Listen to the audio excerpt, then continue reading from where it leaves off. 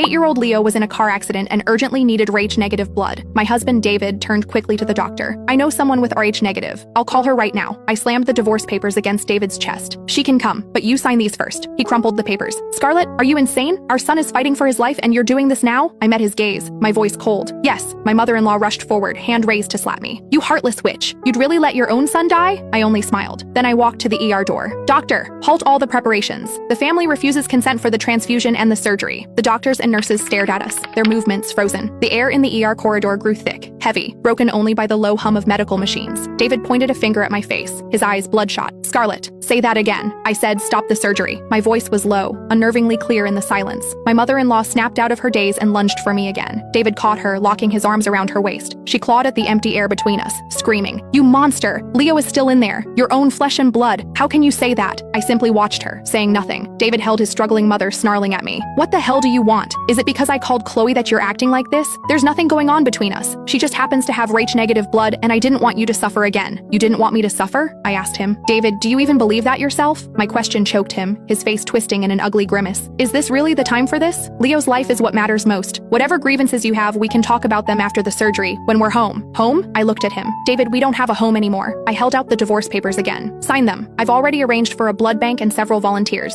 As soon as you sign, they'll be on their way. There will be enough blood for Leo's surgery. My mother-in-law stopped sobbing. Both she and David stared at me as if I were insane. To force me into a divorce, you'd even abandon our son's life? David ground out, each word bitten off. I said sign, and the blood will arrive. I didn't back down. Other patient families began to gather, whispering and pointing at me. What's wrong with that woman? She's so cruel, right? Even animals protect their young. Her husband didn't want her to donate blood because he cared about her, and she's using the child's life to threaten him into divorce. The murmurs and accusations washed over me, but I felt nothing. David watched me, his chest heaving. Fine, Scarlett, you're ruthless. He released his mother, snatched the papers and pen from my hand, and scrawled his signature a few times before throwing the document back at my chest. Satisfied now? Can we save our son? I picked up the papers from the floor, confirmed his signature, and tucked them into my bag. Then I turned to the doctor nearby. You can prepare for the surgery now. The blood will be here as soon as possible. With that, I turned and walked away. David yelled after me. Where are you going? You're not staying for Leo's surgery? I didn't look back. His life or death is no longer my concern. As I exited the hospital, a car screeched to a halt in front of me. The door opened, and a woman in a white dress hurried out, her face etched with anxiety. It was Chloe. She saw me, paused, then asked urgently, Scarlett, how's Leo? David called me, said something happened to the baby. I looked at her, the woman who had hovered around David for 10 years. He'll live. I spat out the 3 words, moving to walk around her. Chloe seized my wrist, her eyes rimmed with red. Scarlett, I know you've always misunderstood the bond between David and me, but right now, Leo is all that matters. Please don't blame David. He's just so worried about you. Her voice was soft, yet perfectly pitched to reach every onlooker. An elderly woman immediately began to berate me. What kind of wife are you?